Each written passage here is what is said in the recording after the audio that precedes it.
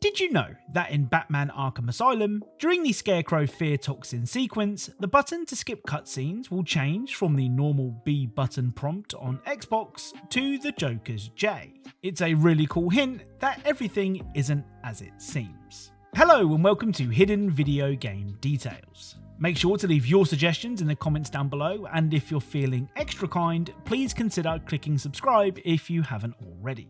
Anyway, without further delay, let's get started. Right, let's begin today's video with the excellent Left 4 Dead 2. Now, the last time that we covered Left 4 Dead in this series was all the way back in episode 107, where we honked a zombie clown's nose, with hilarious results. Well, the first of today's Left 4 Dead 2 details isn't as in your face, or as noisy, but it's still very cool. One of the survivors in the game is Rochelle, a low-level associate at a big-name news station. Before the outbreak, Rochelle was fetching coffees and filing papers, so she's not dressed in typical zombie hunting attire. Well, what's cool is, the bracelets that Rochelle is wearing will slide up and down her arm depending on what she is doing. For example, when reaching for a weapon, the bracelets will slip down her wrist, and when firing the shotgun, they will move back and forth with each shot. It's such a small detail, but it looks great. The other Left 4 Dead 2 detail for today's video can be found at the most unfun fun fair to ever exist. One of the attractions at the fair is the test of strength, and you can test your character's strength if you have a melee weapon. Here is what a swing looks like when at full health.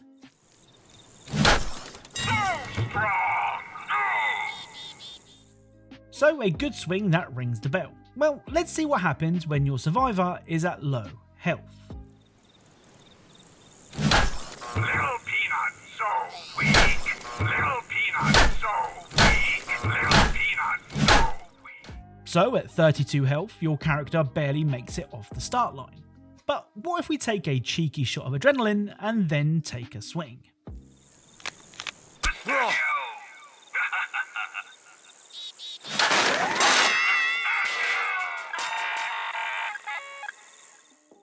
So using adrenaline will cause you to completely destroy the machine with your pumped up strength. Again, it's a really cool detail. Next up is another Valve developed game. This time it's Team Fortress 2. Now, a big part of the modern Team Fortress 2 experience are cosmetics. Be it hats, melee weapons, or in some cases entirely new outfits, Team Fortress 2 is all about letting you change how your chosen character looks. Well, this next detail doesn't change how your character looks. Instead, it changes how the whole game looks. Here is the iconic 2-4 map. It's a typical looking Team Fortress 2 map. Well, if you equip the Pyrovision goggles, the game will now look very different.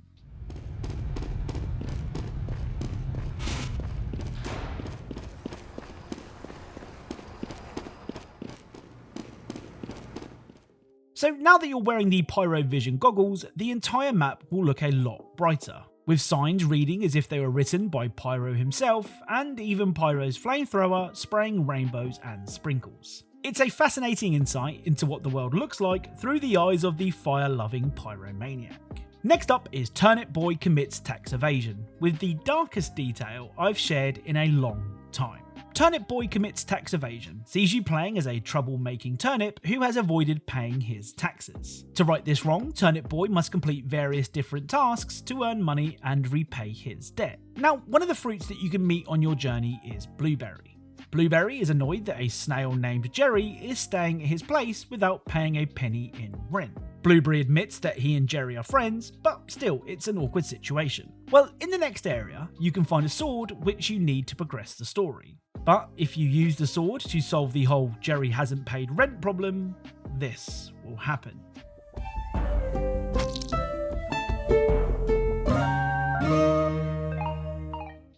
So it turns out that Jerry was in fact going to pay his rent, and Turnip Boy just senselessly slaughtered a poor snail for nothing. Now, at first, the Blueberry seems pretty upset about the whole situation. That is, until you provide him with the rent money, where he mysteriously perks up. It's a really funny, if morbid detail, that could be easily missed by a lot of players. Now, we've covered loads of wrestling game details on this channel before, but today's WWE detail is from what many would call the golden age of wrestling games. The Road to WrestleMania mode in Smackdown Vs Raw 2011 lets you take one of 4 different WWE superstars to the show of shows. As you might expect, the journey for each superstar starts in a relatively low-key manner, with Chris Jericho's first match being against Santino Marella. Now, this is a match that Chris is expected to win. However, if for some reason he doesn't, this will happen. His shoulders are down. What's Jericho got to do to win at this point? What he needs is for his opponent to... Santino did it.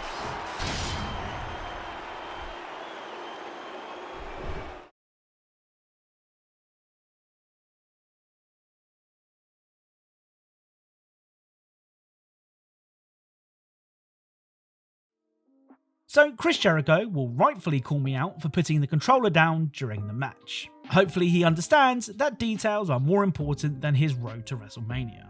Right, let's end today's video with the brilliant Dying Light. Now, when Dying Light 2 released, I was quick to claim that it was a better game than the original.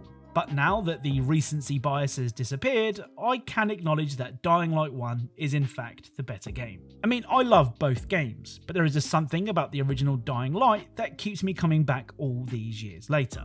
Now, the first detail from Dying Light can be seen whenever you encounter a human enemy. Often found scavenging a supply drop, they will normally attack you on sight. That is, unless you have a firearm equipped, where they will do this instead.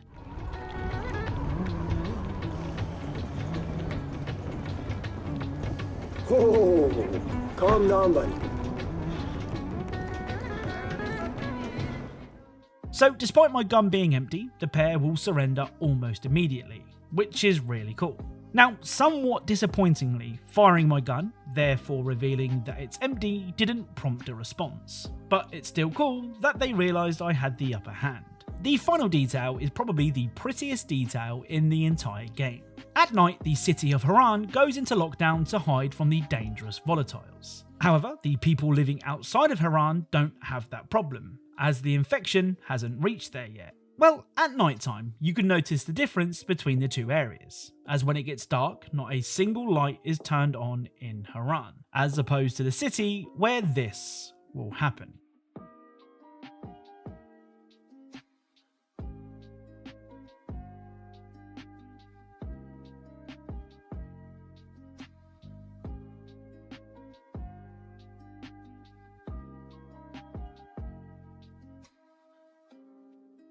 So that's it. If you enjoyed this video, then leaving a like is appreciated. Be sure to subscribe for more Easter eggs and details from your favourite games. Thank you all for watching, and I'll speak to you all soon.